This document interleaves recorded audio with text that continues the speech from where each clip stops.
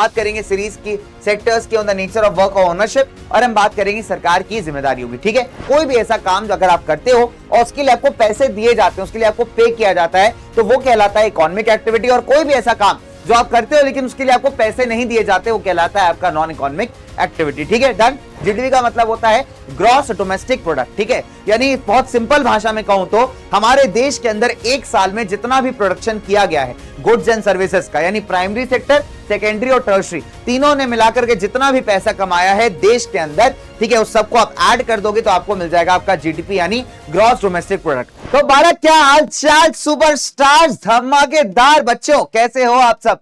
उम्मीद है बहुत अच्छे होंगे, जबरदस्त होंगे, मस्त होंगे, चुस्त होंगे, दुरुस्त होंगे। और देखिए आ चुका हूं आपके लिए लेकर के एक और ताबड़तोड़ एकदम खतरनाक और जबरदस्त वाला माइंड मैप, यानी कम समय के अंदर ताबड़तोड़ फॉर्मूला रिवीजन का, जिसमें आप करते हैं चैप्टर्स का रिवीजन, आप समझते हैं कॉन्सेप्ट को दोबारा से, और ये उन बालकों के लिए रामबाण का काम करेगा जो ऐसे बालक हैं जो एकदम लास्ट मोमेंट पे पढ़ने के लिए बैठते हैं, उनको लगता है सर फटाफट से कोई ऐसा सामान मिल जाए जिसको जल्दी से पढ़ लें, चैप्टर का कॉन्सेप्ट समझ में आ जाए, कुछ क्वेश्चन लगा ले और हमारी नैया हो जाए पार। तो ऐसे सारे प्यारे बच्चों के लिए एक और पिटारे में से आता हुआ एक और माइंड मैप, और आज का चैप्टर है sectors of the Indian economy.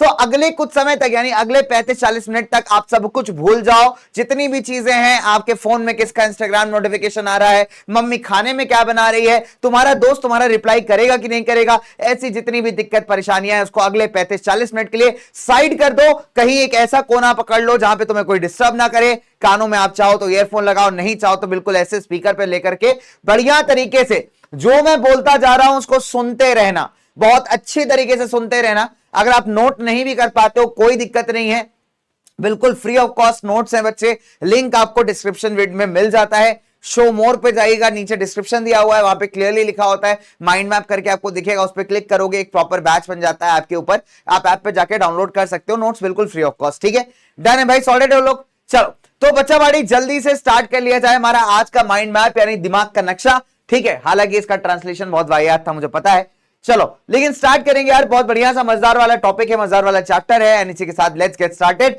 बिना समय को व्यर्थ किए। तो हम लोग क्या क्या बातें करेंगे आज?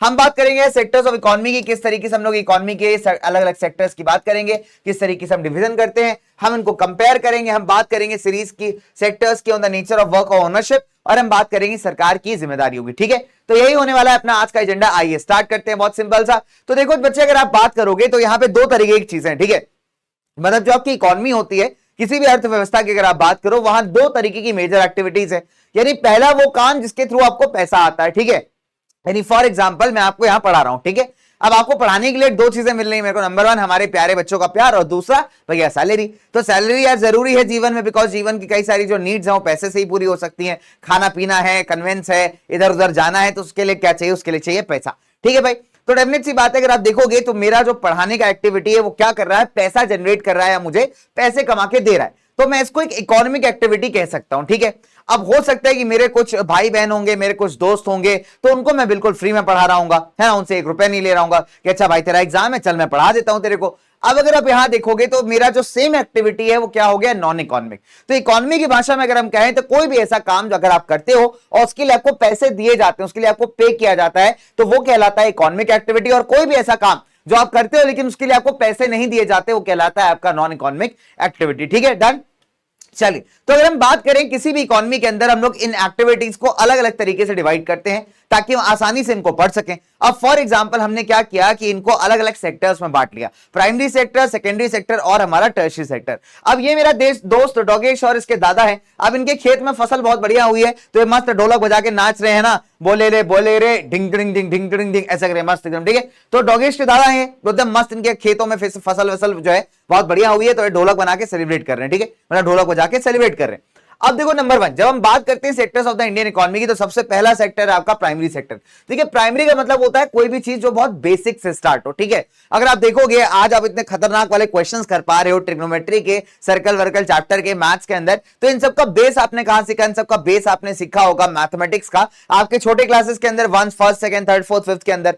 तो वो क्लासेस को भी अगर आप देखोगे प्राइमरी क्लासेस कहा जाता है। क्यों? क्योंकि वो आपका बेस बनाते हैं ना, वो आपको समझाते हैं, चीजों को बेसिक से बताते हैं। फिर अगर आप देखोगे बच्चों यहाँ पे कुछ हमारे ऐसे प्रोडक्ट्स होते हैं जो डायरेक्टली हम नेचर से लेकर के इस्तेमाल कर लेते हैं ना, उनके फॉर्म में, उनके फॉर्म के अंदर, उनके शेप एंड साइज के अंदर हम बहुत ज्यादा बदलाव, बहुत ज्यादा चेंजेस नहीं करते। यानी फॉर एग्जांपल मान लीजिए आपने कभी सेब का जैम खाया होगा, एप्पल का जैम बनता है, तो एप्पल का जैम कैसे बनता है? सीधा यहाँ पे क्या किया जाता है, एप्पल को लिया जाता है, एप्पल को लेकर के बॉयल करके उसमें चीनी नहीं डाल के बढ़िया जैम वैम बन जाता है। तो अभी आप क्या कर रहे हो कि सेब का इस्तेमाल, सेब कहां पाया जाता है? नेचर के अंदर। तो आपने क्या किया, एक नेचुरल प्रोडक्ट को एज इट इज यूटिलाइज कर लिया। आपको भूख लगी थी, आपने सेब खा लिया, केला खा लिया, है ना। तो यहां पे क्या हो रहा है कि आप क्या कर रहे हो, एक नेचुरल प्रोडक्ट को एज इट इज यूटिलाइज कर रहे हो। और ऐसा कोई भी सेक्टर जो नेचुरल प्रोडक्ट्स का इस्तेमाल करता है उसको हम काउंट करते हैं प्राइमरी सेक्टर के अंदर। ठीक है, देखिए जैसे फॉर एग्जांपल आपका एग्रीकल्चर। अब एग्रीकल्चर में क्या होता है, आप लोग अनाज उगाते हो। अनाज उगाना इज वेरी सिंपल। एक एग्जांपल है कि जो अनाज है आपका वो आपको कहां मिलने वाला है, वो आपको नेचर में मिलने वाला है। फॉर एग्जांपल गेहूं के बीज हो गए, चावल के बीज हो गए, दालों के बीज हो गए,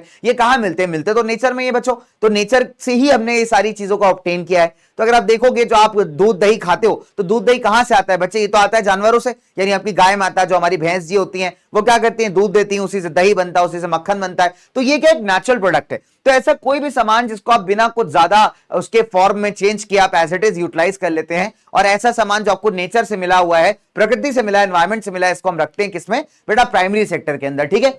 अब फॉर एग्जांपल माइनिंग एक्टिविटी हो गई। माइनिंग एक्टिविटी, जो मिनरल्स होते हैं वो कहां मिलते हैं? हमको अर्थ में मिलते हैं। हम लोग क्या करते हैं, हम लोग इतना नालायक है कि हम लोग अर्थ को खोदते हैं, खोद करके मिनरल्स निकाल लेते हैं। तो यहां पे भी हम क्या कर रहे हैं कि जो चीज एनवायरमेंट में मिल रही है उसको एज इट इज उठा के यूटिलाइज कर ले रहे हैं। राइट बच्चों, चले। तो जब भी कोई भी ऐसा when we produce a good by exploiting natural resources को हम कहते हैं प्राइमरी एक्टिविटी।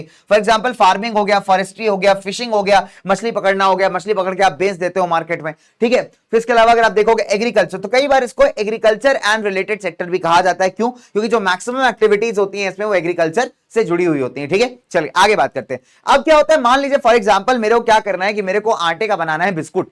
ठीक है, मेरे पास गेहूं है, बहुत सारा गेहूं है, बट मैंने कहा यार ये गेहूं मेरे किसी काम का नहीं है, अगर इसको मस्त बिस्कुट में कन्वर्ट कर दिया जाए तो यार बहुत मजा आ जाएगा जीवन में। ठीक है, तो मैंने क्या किया, मैं जो गेहूं था वो बेच के आ गया एक बिस्कुट फैक्ट्री को। अब बिस्कुट इज इमोशन, है ना, बिस्किट बोलना करेक्ट तरीका है, बट बिस्कुट क्या है, इमोशन है ना। तो biscuit no doubt is a correct pronunciation, है ना, सही तरीका वही है कहने का कि वाओ बिस्किट्स। बट बिस्किट्स में ना वो फील नहीं आता, फील आता भैया बिस्कुट में। अंकल 5 रुपए का बिस्कुट देना, बिस्कुट देना is a more emotion, right. चलिए, अब क्या हुआ कि हमारे डॉगेज बिजनेसमैन की फैक्ट्री है, इस आदमी का बिस्कुट का फैक्ट्री है। अब मैंने क्या किया कि मैं किसान हूं, ठीक है, तो मैंने क्या किया, मैंने बहुत सा गेहूं उगाया, गेहूं उगा करके इस आदमी को बेच दिया। अब ये इंसान क्या करेगा, अब उसका पहले आटा बनाएगा, आटा बनाने के बाद उसमें मक्खन, चीनी, फ्लेवर ये सब ऐड करके फिर फाइनली बिस्किट प्रोड्यूस कर देगा। अब उस बिस्किट को आप खा सकते हो मस्त मजे लेकर के, है ना। तो अगर हम बात करें सेकेंडरी सेक्टर की, सेकेंडरी सेक्टर में आती है आपकी मैन्युफैक्चरिंग एक्टिविटी। यानी कहने का मतलब है हम क्या कर रहे हैं, किसी कच्चे सामान को लेके, रॉ मटेरियल को लेके उसे प्रोसेस करके एक और बेहतर प्रोडक्ट में कन्वर्ट कर दे रहे हैं, और तभी इसको इंडस्ट्रियल सेक्टर भी कहा जाता है। ठीक है, तो जब सेकेंडरी सेक्टर क्या करता है, जितनी भी एक्टिविटीज ऐसी हैं जहां पे नेचुरल प्रोडक्ट्स के फॉर्म को चेंज किया जाता है, प्रोसेस करके किसी और फॉर्म में कन्वर्ट किया जाता है, किसी और बेहतर फॉर्म में कन्वर्ट किया जाता है, उसको हम कहते हैं सेकेंडरी सेक्टर। फॉर एग्जांपल अगर आप देखोगे, आज अभी जो मैंने टी शर्ट पहनी हुई यहां पे, है ना, ये टी शर्ट किससे बनी है, कॉटन के कपड़े से। बट कॉटन किससे आता है, कॉटन तो खेतों में उगाया जाता है, प्लांट्स के होते हैं कॉटन के। तो कॉटन के प्लांट से आपने क्या किया, पहले धागा बनाया, उस धागे से आपने कपड़ा बनाया, और उस कपड़े का इस्तेमाल करके अभी आप टी शर्ट, शर्ट, आपको जो बनाना है वो बनाओगे। तो ये क्या किया जा रहा है कि हमने क्या किया, सिंपल कॉटन फाइबर को यहां पे प्रोसेस कर दिया, है ना। कैसे प्रोसेस कर दिया, मशीन के थ्रू उसका धागा बनाया, धागा से कपड़ा बनाया, और कपड़े के बाद जो है इसका इस्तेमाल करके हमने टी शर्ट वी शर्ट बना ली। तो इससे क्या हुआ, हमने क्या देखा कि यहां पे एक रॉ मटेरियल को, एक कच्चे सामान को ज्यादा बेहतर प्रोडक्ट्स के अंदर कन्वर्ट कर दिया गया है। ठीक है, तो ये सेक्टर कहलाता है आपका मैन्युफैक्चरिंग सेक्टर। फॉर एग्जांपल गन्ना हो गया, है ना, तो गन्ने का जो रस होता है उससे क्या बनता है, चीनी बनती है, गुड़ बनता है, खांडसारी बनती है। तो ऐसे बहुत सारे प्रोडक्ट्स होते हैं जो आप गन्ने का इस्तेमाल करके बनाते हो। तो गन्ने को लोग एज इट इज भी यूज करते हैं, और गन्ने के जूस से ऐसे प्रोडक्ट्स को भी बनाते हैं। तो जब गन्ने के जूस को ट्रांसफॉर्म करके आप कुछ ऐसे प्रोडक्ट्स बनाते हो, तो आप कह सकते हो कि हमने क्या किया है, मैन्युफैक्चरिंग किया है। यानी किसकी एक्टिविटी हो गई, सेकेंडरी सेक्टर की। ठीक है, डन। अब देखो, अब क्या होता है, ये हमारे डॉगेज द डॉक्टर है, ये आदमी फालतू का इलाज करता है। यानी जिस आदमी को यहाँ पे कुछ और बीमारी हुई है, इसने पता नहीं कौन सी यहाँ पे इसको दवाई दे दी, अभी आदमी पागल होकर घूम रहा है इसी के पीछे, ठीक है, मारने के लिए कि डॉगेज डॉक्टर तू मिल गया ना एक दिन भाई, इतना तेरे को मैं मारूंगा, इतना मारूंगा, इतना मारूंगा। तो ये आदमी पागल हो गया इसके पीछे। ठीक है, चलो, अब अगर आप देखोगे ध्यान से कि आपको सामान के अलावा ना बहुत सारी सर्विसेज की रिक्वायरमेंट है। अब फॉर एग्जांपल अगर आपको एजुकेशन चाहिए है ना, आपको शिक्षा चाहिए, तो आप कहां जाओगे? आप स्कूल जाओगे। स्कूल के अलावा आपको और एडिशनल कुछ पढ़ना है तो आप कोचिंग आओगे, ट्यूशन आओगे, है ना। तो बच्चे आप क्या कर रहे हो? एक तरीके का सर्विस ले रहे हो, है ना। डेफिनेट सी बात है। अगर आपको लोन चाहिए तो आप कहां जाओगे? बैंक के पास जाओगे। और इसके अलावा अगर आप देखोगे आपको इंश्योरेंस करवाना है, आप कहां जाओगे? इंश्योरेंस कंपनी के पास जाओगे। आपको केस लड़ना है कोर्ट के अंदर, जज साहब ऐसा हो ही नहीं सकता, जज साहब ये आदमी सरासर गुनहगार है, तो अगर आपको केस लड़ना है तो किसके पास जाओगे? भैया लॉयर के पास जाओगे, जज के पास जाओगे कोर्ट में, है ना, कि भैया हमारी प्रॉब्लम सॉल्व कर दो। तो बच्चे अगर आप देखोगे तो हमारे यहाँ समाज के अंदर, हमारी सोसाइटी में सामान के अलावा जो है बहुत सारी सर्विसेज हैं जिनका रिक्वायरमेंट है, और ये सर्विसेज आपके लाइफ के लिए, एक अच्छी लाइफ के लिए बहुत इंपॉर्टेंट है। तो ऐसी जितने भी सर्विसेज वाले जितने भी एक्टिविटी है इसको आप काउंट करते हैं बेटा टर्शरी सेक्टर के अंदर, ठीक है। तो ये वो एक्टिविटीज हैं जो प्राइमरी और सेकेंडरी को डेवलप होने में मदद करती हैं, ठीक है। ये कोई भी सामान को खुद प्रोड्यूस नहीं करती, लेकिन ये सपोर्ट करती है, सर्विस प्रोवाइड करती है। इसको हम कई बार सर्विस सेक्टर भी कहते हैं। फॉर एग्जांपल टीचर हो गए, डॉक्टर हो गए, वॉशरमैन हो गया, आपके बार्बर हो गए, बाल काटने वाले हो गए, जूता बनाने वाले हो गए, कॉबलर्स हो गए, ठीक है, लॉयर्स हो गए, कॉल सेंटर में काम करने वाले लोग हो गए। तो ये सारे क्या कर रहे हैं बच्चे? आपको किसी ना किसी प्रकार का सर्विस प्रोवाइड कर रहे हैं, ठीक है। तो इनको हम क्या कहेंगे बच्चे? सर्विस सेक्टर के अंदर, ठीक है। डन। चलिए, अब क्या होता है कि आप तीनों सेक्टर को कंपेयर कैसे करो? अब ये कैसे पता लगाओगे कि यार कौन सा सेक्टर कितना बढ़िया परफॉर्म कर रहा है? देखो, आपका परफॉर्मेंस चेक करने के लिए क्या होता है? एग्जाम्स होते हैं आपके स्कूल में, एग्जाम्स होते हैं, पेन पेपर टेस्ट होता है आपके स्कूल में, आप देखोगे हाफ ईयरली एग्जाम होता है। तो कहीं ना कहीं बच्चे आपके परफॉर्मेंस को चेक करने के लिए एग्जाम्स करवाए जाते हैं, आपके बोर्ड एग्जाम्स होते हैं, जिससे पता चलता है कि कौन ज्यादा अच्छा परफॉर्म कर रहा है। ऐसे हमें कैसे पता चलेगा यार कि कौन ज्यादा अच्छा परफॉर्म कर रहा है? तो इसको करने के लिए हम लोग क्या करते हैं? इनका टोटल प्रोडक्शन निकालते हैं, यानी एक साल के अंदर किस सेक्टर ने कितना पैसा कमाया, ठीक है। और फिर ये कैसे पता लगाएंगे कि कौन सा देश का इकोनॉमी बहुत अच्छा परफॉर्म कर रहा है? तो इसको निकालने के लिए हम लोग क्या करते हैं? हम लोग जीडीपी कैलकुलेट करते हैं। जीडीपी का मतलब होता है ग्रॉस डोमेस्टिक प्रोडक्ट, ठीक है। यानी बहुत सिंपल भाषा में कहूं तो हमारे देश के अंदर एक साल में जितना भी प्रोडक्शन किया गया है गुड्स एंड सर्विसेज का, यानी प्राइमरी सेक्टर, सेकेंडरी और टर्शरी, तीनों ने मिलाकर के जितना भी पैसा कमाया है देश के अंदर, ठीक है, उस सबको आप ऐड कर दोगे तो आपको मिल जाएगा आपका जीडीपी, यानी ग्रॉस डोमेस्टिक प्रोडक्ट। अब इसमें एक बात ध्यान रखने वाली है कि जीडीपी के अंदर कभी भी हम फॉरेन इनकम ऐड नहीं करते। यानी मान लीजिए कि मेरी समोसे की दुकान है, आपको पता ही है, बहुत बढ़िया वाली, तो इंडिया में उसकी 5 ब्रांचेस हैं। अब मान लीजिए कि मेरी ब्रांच युगांडा और होनोलुलु में भी है, तो जो भारत में मैंने पैसा कमाया है भारत में 5 ब्रांचेस से, उसका पैसा जीडीपी के अंदर काउंट किया जाएगा। लेकिन जो युगांडा और होनोलुलु की ब्रांच से मैं पैसा कमा रहा हूं, उसका पैसा जीडीपी में काउंट नहीं होगा, क्योंकि वो विदेशी पैसा है। बाहर की कंट्री में जाके मैंने सामान बिजनेस किया और वहां से पैसा कमाया है, तो उसको मैं जीडीपी में काउंट नहीं करूंगा, उसको मैं काउंट करूंगा जीएनपी के अंदर, यानी ग्रॉस नेशनल प्रोडक्ट के अंदर, ठीक है। ध्यान रखिएगा इस चीज को। जीएनपी आपकी सिलेबस में नहीं है, लेकिन मैं आपको थोड़ा सा बता देता हूं कि जीडीपी के अंदर हम सिर्फ वही काउंट करेंगे जो देश के अंदर प्रोड्यूस किया गया है, डोमेस्टिकली प्रोड्यूस्ड है, गुड्स एंड सर्विसेज एक साल के अंदर। डन। चलिए, अच्छा, एक और इंपॉर्टेंट बात है कि हम हर एक गुड या सर्विस को ऐड नहीं करते, हम सिर्फ जो फाइनल गुड्स होते हैं हम उन्हीं को ऐड करते हैं, ठीक है।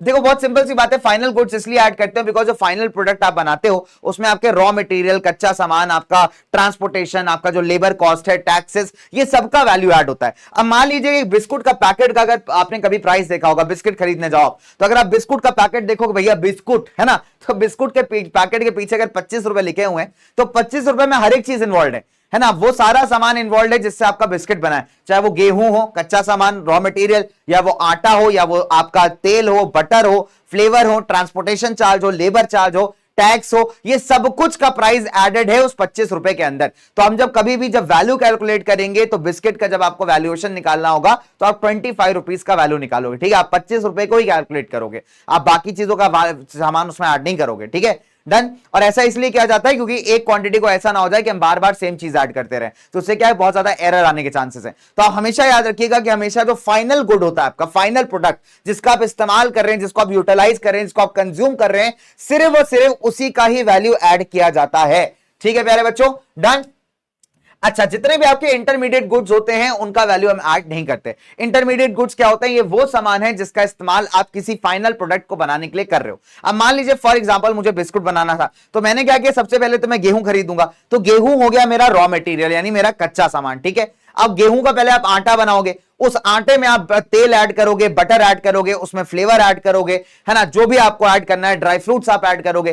तो ये जो आपका आटा, बटर, आपका तेल, ड्राई फ्रूट, फ्लेवर, ये सारी चीजें क्या है, इनका इस्तेमाल करके ही आप बिस्किट बना सकते हो। तो इन सारी चीजों को हम कहते हैं इंटरमीडिएट गुड्स। क्या बोलते हैं बेटा इनको हम लोग? Intermediate goods. ठीक है, तो हमारा जो गेहूं है वो कच्चा सामान है, रॉ मटेरियल है। बाकी जो आटा, आपका तेल, बटर, फ्लेवर, ड्राई फ्रूट्स, ये सारी चीज आपके इंटरमीडिएट गुड्स हैं। तो जब इनको सबको कंबाइन कर दोगे तो आपको फाइनल प्रोडक्ट मिल जाएगा आपका बिस्कुट यानी बिस्किट। ठीक है, तो बिस्किट आपका फाइनल प्रोडक्ट है, बीच वाली जो चीज हमने डिस्कस की इंटरमीडिएट है, और गेहूं था आपका रॉ मटेरियल। तो जो बिस्कुट का पैकेट है जिसका प्राइस होगा, इसमें इन सारी चीजों का प्राइस एडेड होगा। ठीक है, तो इंटरमीडिएट गुड्स क्या होते हैं? वो सामान है जिसको आप फाइनल प्रोडक्ट बनाने के लिए इस्तेमाल करते हो। ठीक है प्यारे बच्चों, चलिए आगे बात करते हैं नंबर 1 ना। तो मैंने आपको क्या बताया कि जो जीडीपी है ना बेटा, वो इंडिकेटर है कि कोई भी स्टेट की, कोई भी जो कंट्री है वो कितना ज्यादा बड़ा है, कितना ज्यादा ग्रो कर रहा है। ठीक है, तो जीडीपी में हम क्या ऐड करेंगे? The value of only final goods and services, जो तीनों सेक्टर्स मिलकर प्रोड्यूस करते हैं किसी एक साल के अंदर,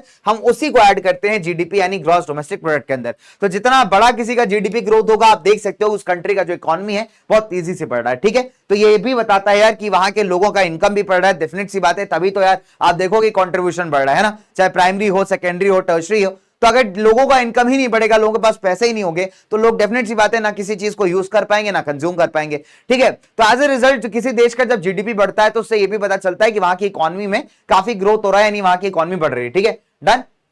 चलिए, अब अगर आप देखोगे पिछले कुछ सालों में जो प्राइमरी, सेकेंडरी, टर्शरी है ना, इनके अंदर बड़ा चेंजेस आए। ठीक है, अगर हम देखेंगे कि स्टार्टिंग स्टेज ऑफ डेवलपमेंट के अंदर जो प्राइमरी सेक्टर होता है वो किसी भी देश के लिए ना सबसे इंपॉर्टेंट है। ठीक है, बिकॉज लोगों को स्टार्टिंग में क्या चाहिए, लोग मैक्सिमम जो है खेतीबाड़ी करते हैं, लोगों को अपने खाने की नीड्स को पूरा करना है। तो स्टार्टिंग फेजेस ऑफ डेवलपमेंट में चाहे किसी बड़ी से बड़ी डेवलप कंट्री की आप बात करिए, तो सबसे इंपॉर्टेंट सेक्टर रहा है वो हमेशा प्राइमरी रहा है। ठीक है, अब जैसे जैसे फार्मिंग मेथड्स आपके और इंप्रूव होने लगेंगे, एग्रीकल्चर सेक्टर ज्यादा खाना बनाएगा, ज्यादा खाना अभी प्रोड्यूस कर पाएगा। अब इससे क्या होगा, डेफिनेट सी बात है कि जो लोग हैं अभी उनकी इनकम भी बढ़ेगी और वो क्या कर सकते हैं, कुछ और प्रोडक्ट भी साथ ही साथ यूज कर सकते हैं या और किसी बिजनेस में भी इन्वेस्ट कर सकते हैं। ठीक है, तो इससे क्या हुआ भाई, धीरे धीरे करके चीजें बढ़ने लगी। अब क्या हुआ कि और आगे आप कह सकते हैं जब सोसाइटी बढ़ी, लोगों के पास और बेहतर पैसा आया, तो लोगों ने और टाइप के जॉब्स भी करने स्टार्ट कर दिए। ठीक है, जैसे लोगों ने खरीदना बेचना स्टार्ट कर दिया, लोग ट्रेडर्स बन गए, व्यापारी बन गए। राइट बच्चों, तो इससे क्या हुआ कि इनका जो इनकम है ग्रेजुअली बढ़ता जा रहा है। जब आपका इनकम बढ़ता है, आप ट्राई करते हो अपने को और एक्सपैंड करने का, अपने को और ग्रो करने का। ठीक है, डन।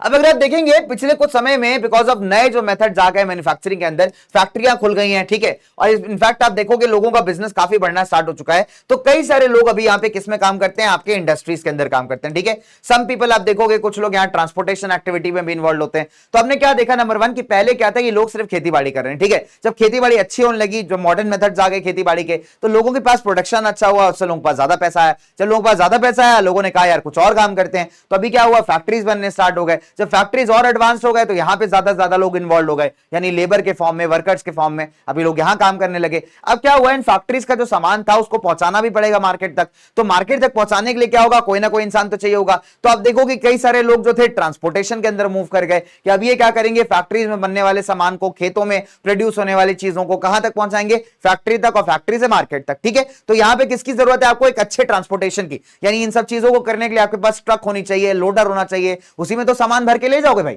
है कि नहीं प्यारे बच्चों। चले, तो पिछले 100 सालों में देखा गया है कि अभी जो डेवलप कंट्रीज है उसमें दोबारा से जो शिफ्ट आया है वो सेकेंडरी से टर्शरी सेक्टर में आया, यानी मैन्युफैक्चरिंग से ज्यादा लोग कहां मूव कर गए, सर्विस सेक्टर में मूव कर गए। ठीक है, अच्छा, सर्विस सेक्टर आप कह सकते हैं अभी मोस्ट इंपॉर्टेंट सेक्टर बन चुका है इन टर्म्स ऑफ प्रोडक्शन और एम्प्लॉयमेंट। हालांकि हम बात करें तो भारत के अंदर ये कहानी थोड़ी अलग है। भारत के अंदर नो डाउट टर्शरी सेक्टर ने जीडीपी का कंट्रीब्यूशन बहुत ज्यादा दिया है, लेकिन जब आप एम्प्लॉयमेंट की बात करोगे तो एम्प्लॉयमेंट के अंदर टर्शरी सेक्टर काफी पीछे आता है। चलिए आगे हम ग्राफ्स देखेंगे तो समझ में आएगा हमको। चलिए, अगर आप देखोगे तो 1973-74 के अंदर प्राइमरी सेक्टर का जो कंट्रीब्यूशन था जीडीपी में वो मैक्सिमम था। ठीक है, लेकिन अगर आप 2013-14 में देखोगे तो ये कंट्रीब्यूशन किसने छीन लिया, अभी टर्शरी सेक्टर ने। तो इंडिया के अंदर 70s के टाइम पे प्राइमरी सेक्टर बहुत एक्टिव था, यानी प्राइमरी सेक्टर सबसे बड़ा कंट्रीब्यूटर था जीडीपी का। और अभी कौन बन चुका है, अभी बन चुका है टर्शरी सेक्टर। तो सवाल उठता है कि टर्शरी सेक्टर एकदम से बूम कैसे कर गया। इनफैक्ट अगर आप ये ग्राफ देख पा रहे हो तो आपको दिखाई देगा कि 73-74 में प्राइमरी सबसे ज्यादा पैसा कंट्रीब्यूट कर रहा है, और लेकिन 2013-14 में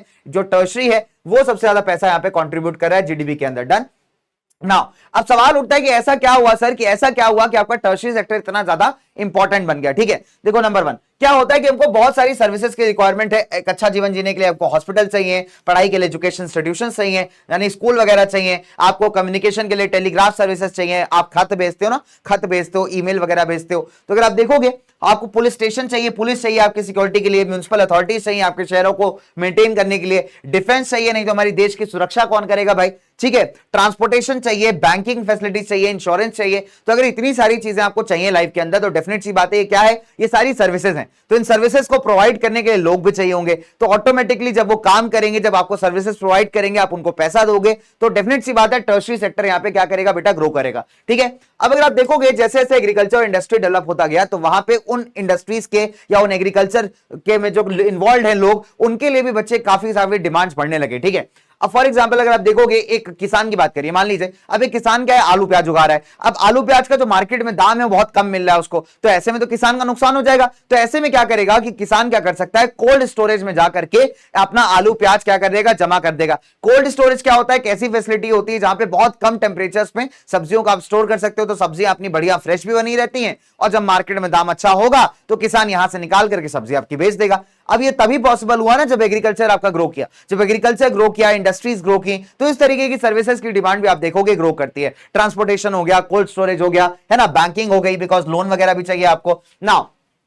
जब लोगों के इनकम लेवल राइज करते हैं, लोग ज्यादा पैसा कमाते हैं, तो डेफिनेट सी बात है लोग ज्यादा सर्विसेज भी डिमांड करते हैं। अब देखिए फॉर एग्जांपल अगर आप आज 10,000 रुपए से 50,000 रुपए कमाने लगो, तो आप शॉपिंग मॉल भी जाना चाहोगे, आप मूवी भी देखना चाहोगे, आप बाहर खाना खाना चाहोगे, आपको रेस्टोरेंट्स में भी जाने का मन करेगा, अच्छे कपड़े पहनने का मन करेगा। तो डेफिनेट सी बात है जब लोगों का इनकम बढ़ता है, लोगों का पैसा बढ़ता है, तो लोग क्या करते हैं, लोग ट्राई करते हैं कि ज्यादा से ज्यादा सर्विसेज को वो ले पाए। फॉर एग्जाम्पल आप देखोगे लोगों को बाहर खाना है, लोगों को घूमने जाना है, शॉपिंग करना है, प्राइवेट स्कूल चाहिए, प्राइवेट हॉस्पिटल चाहिए, प्रोफेशनल कोर्सेज चाहिए, तो लोग आप देखोगे फॉर एग्जांपल अगर किसी के पास पैसा ही ना हो, तो डेफिनेट सी बात है उस पूरी तरीके से स्कूल पे डिपेंड हो जाएगा। अगर बच्चे के पास अच्छा पैसा होगा तो वो चाहेगा कि मैं और अच्छी कोचिंग कर पाऊं, और बढ़िया कोचिंग करूं, कॉम्पिटिटिव एग्जाम क्रैक करूं, है ना, अच्छे कॉलेज में जाऊं, बढ़िया जॉब करूं। तो इट्स ऑल अबाउट बच्चे द इनकम लेवल्स। जैसे जैसे आपके इनकम लेवल्स हाई होते जाते हैं, आपकी डिमांड्स भी उतनी ज्यादा बढ़ती जाती हैं, आप ज्यादा सर्विसेज मार्केट में डिमांड करते हैं, एज अ रिजल्ट आप देखोगे कि आपका सर्विस सेक्टर ग्रो करता है। ठीक है, फिर आप देखोगे पिछले कुछ समय में कुछ नई सर्विसेज आ गई। फॉर एग्जांपल आपका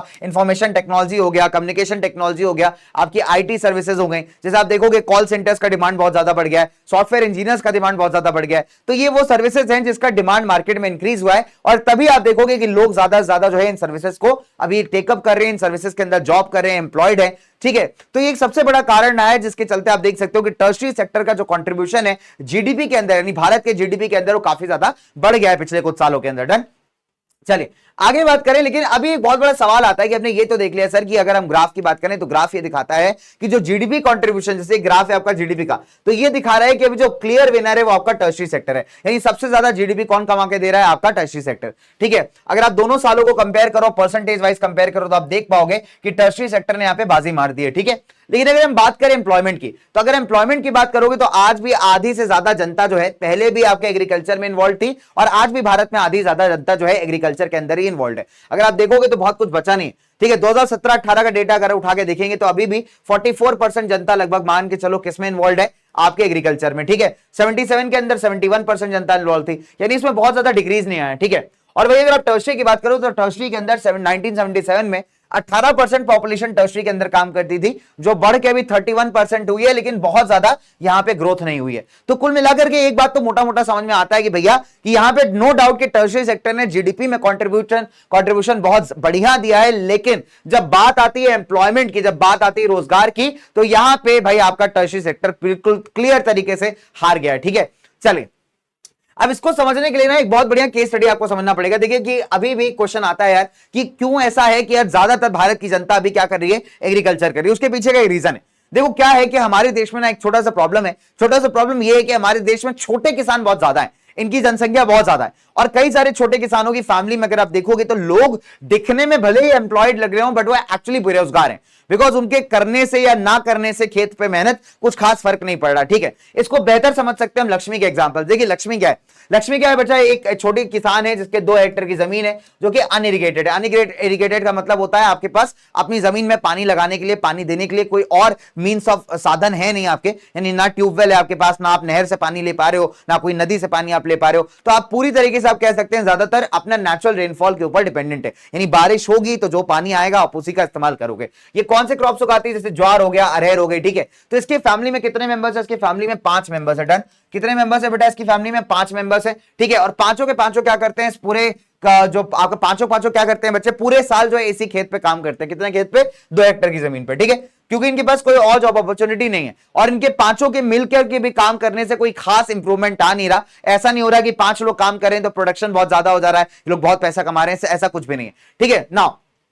हर कोई मतलब हर कोई क्या कर रहा है बच्चे, कुछ ना कुछ काम कर रहा है, लेकिन आप कह सकते हो कि हर कोई कुछ ना कुछ काम कर रहा है, लेकिन कोई भी इंसान पूरी तरीके से एम्प्लॉयड नहीं है, ठीक है। इसको आप क्या कहते हैं, इसको आप अंडर एम्प्लॉयमेंट कह सकते हैं या फिर इसको आप डिस्गाइज अनएम्प्लॉयमेंट भी कह सकते हैं, ठीक है प्यारे बच्चों। अब समझिएगा इसका मतलब क्या होता है। देखिए बहुत सिंपल सा बात है, मतलब अंडर एम्प्लॉयमेंट का मतलब होता है कि आपका जितना पोटेंशियल है आपको उससे कम काम करवाया जा रहा है। अब जैसे इसके केस में देखो, इसके केस में कितने मेंबर्स है, 5 लोग हैं। अब 5 लोग थोड़ा थोड़ा काम कर रहे हैं, लेकिन कोई भी एक इंसान पूरी तरीके से एक काम नहीं कर रहा। तो इससे क्या हो रहा है कि इनका पोटेंशियल वेस्ट हो रहा है, ठीक है। अब देखने में तो हो सकता है कि लग रहे हो कि पांचों के पांचों एम्प्लॉयड है, इनके पास काम धंधा है, रोजगार है, लेकिन एक्चुअली ये बेरोजगार लोग हैं, ठीक है। अगर इन 5 में से तुम 4 को हटा दो, सिर्फ एक इंसान को छोड़ दो, तो वो भी 2 हेक्टेयर के खेत पे बड़ी आसानी से खेती कर सकता है। तो अगर 4 लोग यहां से हटा दिए जाए तो उससे कोई खास फर्क पड़ने वाला नहीं है। और ऐसी सिचुएशन कहलाती है आपकी अंडर एम्प्लॉयमेंट, यानी कोई ऐसा सिचुएशन जहां आपको अपने पोटेंशियल से कम काम करवाया जा रहा हो, यानी देखने में तो आप एम्प्लॉयड हो बट एक्चुअली आप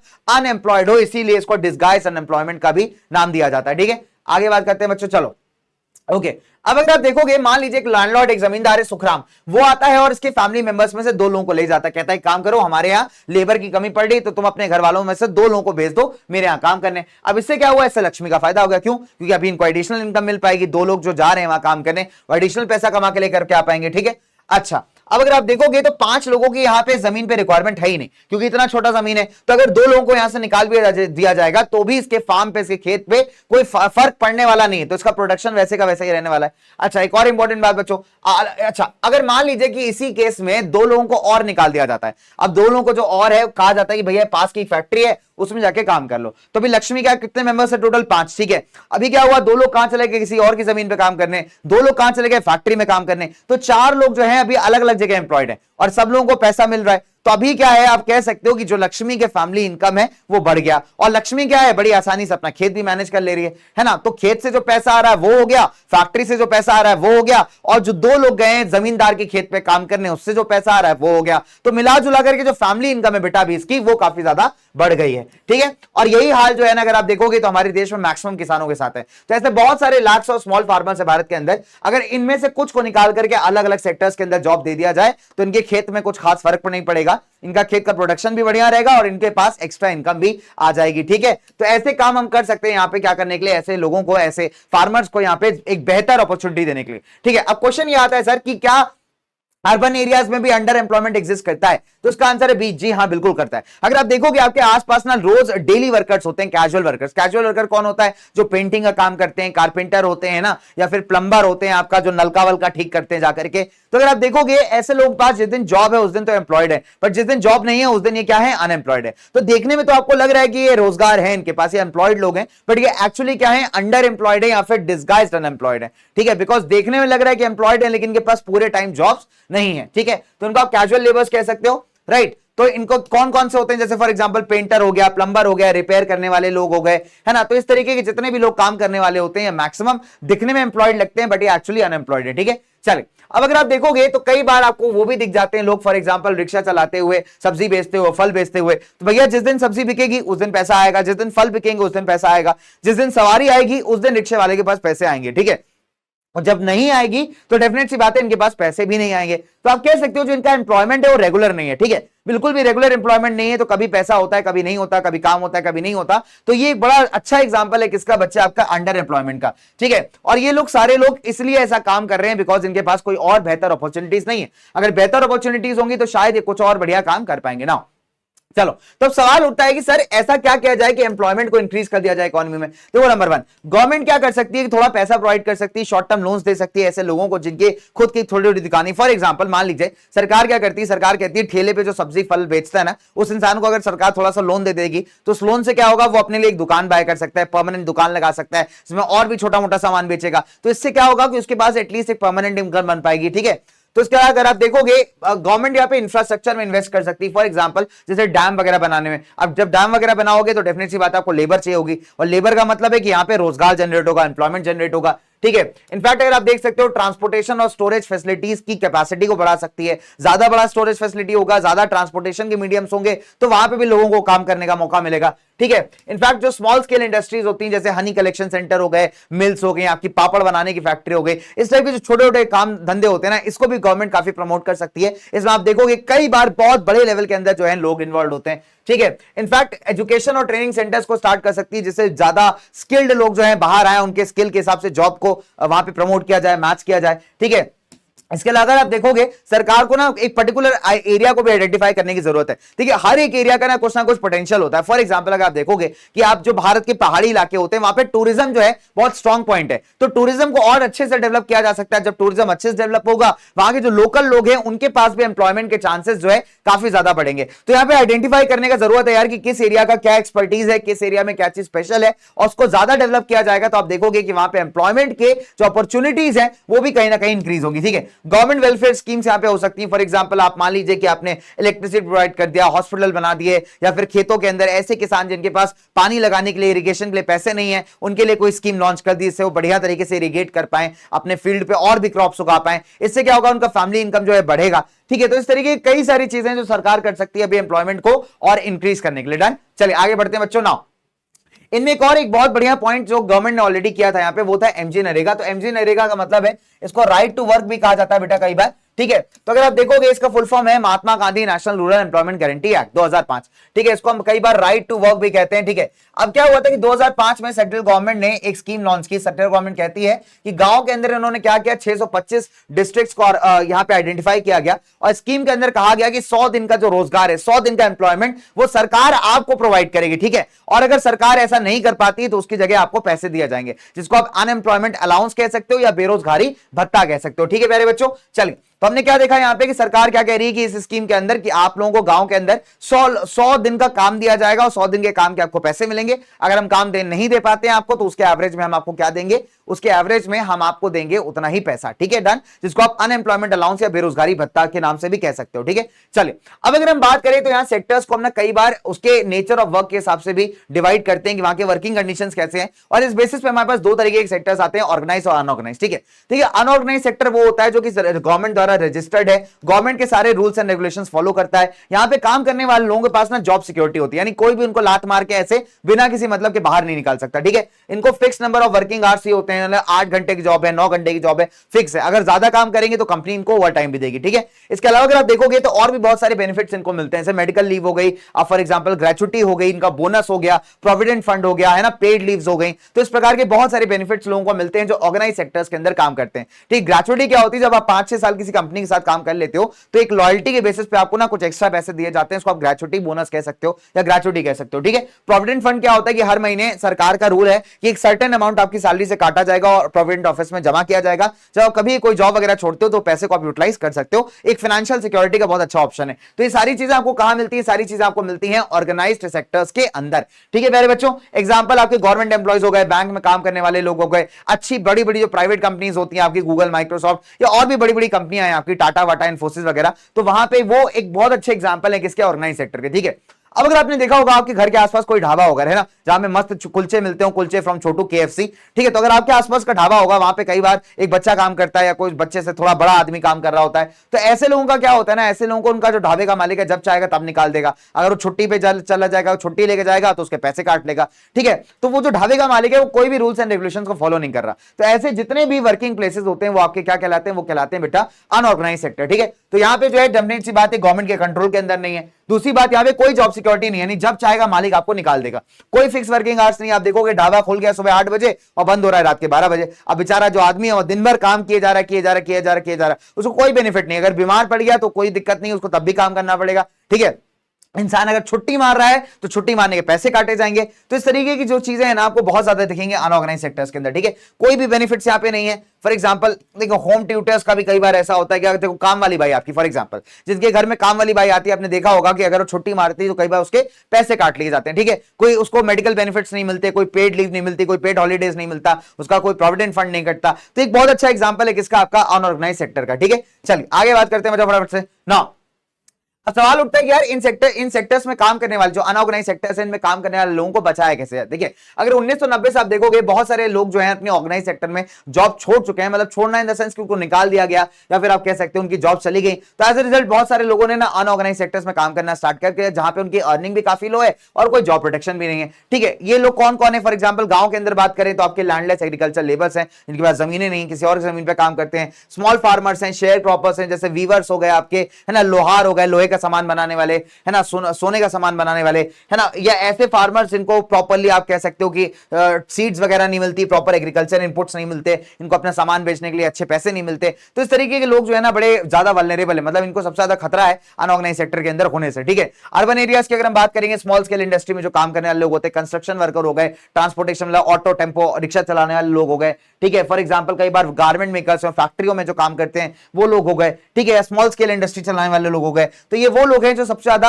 अभी वल्नरेबल हैं इसके अनऑर्गेनाइज सेक्टर के डिसएडवांटेजेस के, ठीक है प्यारे बच्चों। चलिए अब यहां उठता है कि सरकार यहां पे क्या कर सकती है। देखिए सरकार के पास ना कई सारे ऑप्शंस हैं यहां पे। सरकार यहां पे क्या कर सकती है, नंबर 1 पहले क्या करेगी सरकार यहां पे जो मिनिमम अमाउंट ऑफ वेजेस हैं और minimum number of working hours हैं इसको फिक्स कर सकती है। अगर 8 घंटे की जॉब है तो 8 ही घंटे होगी, अगर आप एक्स्ट्रा करवाओगे काम तो उसके आपको पैसे देने पड़ेंगे। सरकार ये कर सकती है। सरकार जो है सस्ते लोन दे सकती है, जिससे लोग जो है अपना खुद का बिजनेस स्टार्ट कर लें, खुद सेल्फ एम्प्लॉयड हो जाए। गवर्नमेंट यहाँ पे अफोर्डेबल बेसिक सर्विसेज दे सकती है, एजुकेशन, हेल्थ, फूड हो गया वर्कर्स के लिए, जिससे क्या होगा उनका जो पैसा है जो ऑलरेडी वो कम कमा रहे हैं तो पैसा बच जाएगा। सरकार फ्री में खाना पीना, एजुकेशन, हेल्थ ये सारा का खर्चा उठा लेगी, तो अभी वर्कर्स को काफी मदद हो जाएगी, ठीक है। खासकर ऐसे वर्कर्स जो अनऑर्गेनाइज सेक्टर में काम कर रहे हैं, बिकॉज इनके पास ऑलरेडी जो पैसा आ रहा है बहुत कम है, और अगर पैसा इन सब चीजों में खर्च हो जाएगा तब तो इनके पास कुछ बचेगा नहीं। तो ऐसे क्या होगा, सरकार अगर इन चीजों का जिम्मा उठा लेगी तो इन वर्कर्स को अभी थोड़ा सेविंग्स हो जाएंगे, अपने लिविंग स्टैंडर्ड को इंप्रूव कर पाएंगे, ठीक है। गवर्नमेंट नए लॉज बना सकती है जिसके चलते जो आपका अनऑर्गेनाइज सेक्टर है वहां पे भी आपको बेनिफिट्स देने मैंडेटरी हो जाए। फॉर एग्जांपल ओवर टाइम का पैसा, पेड लीव,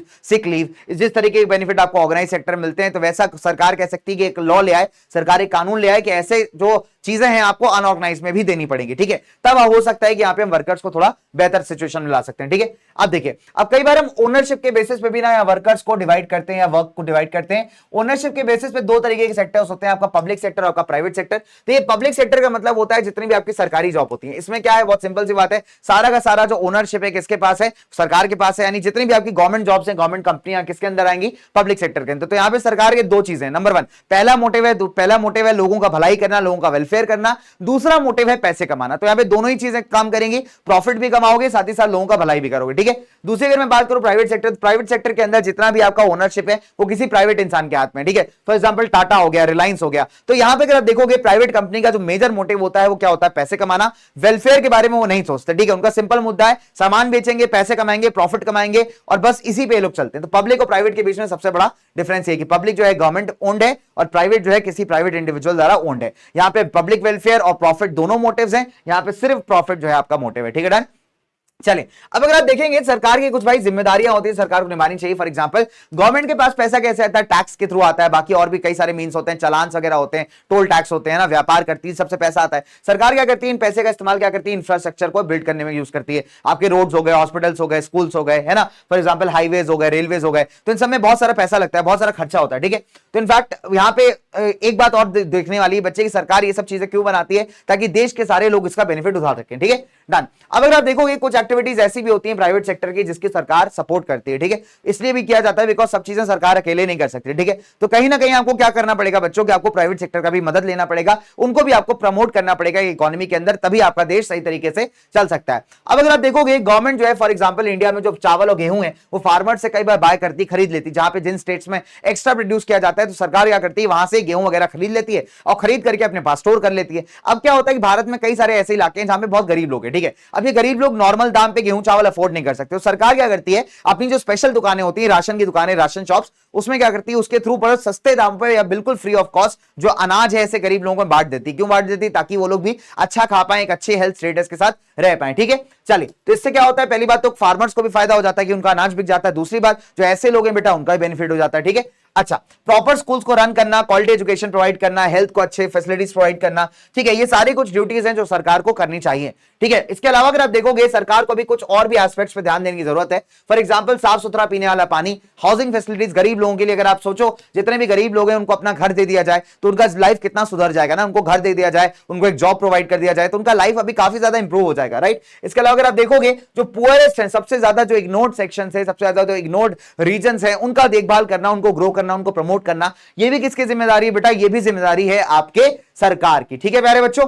चलिए, इसी के साथ आज के माइंड मैप को खत्म करते हैं।